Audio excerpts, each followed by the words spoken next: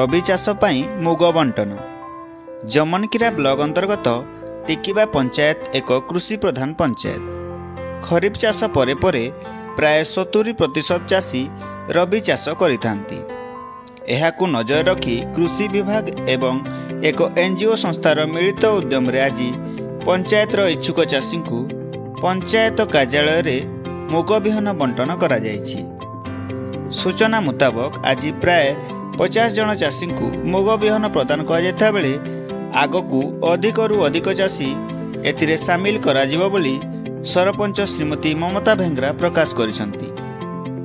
आजिर ए बिहन बंटन रे सरपंच ममता भेंगरा समेत महिला चाषी श्रीमती स्निग्धा पटेल, कृषक साथी बिमल नायक एवं संजीत मुंडा प्रमुख उपस्थित रही बिहन बंटन करथिले। टिकिबा पंचायत हमर कृषि बहुल पंचायत अटे। आज आमे एग्रीकल्चर डिपार्टमेंट आउ एनजीओ संस्था रु आमे हमर टिकिबा पंचायत वासी को मुग बिहन देइछु।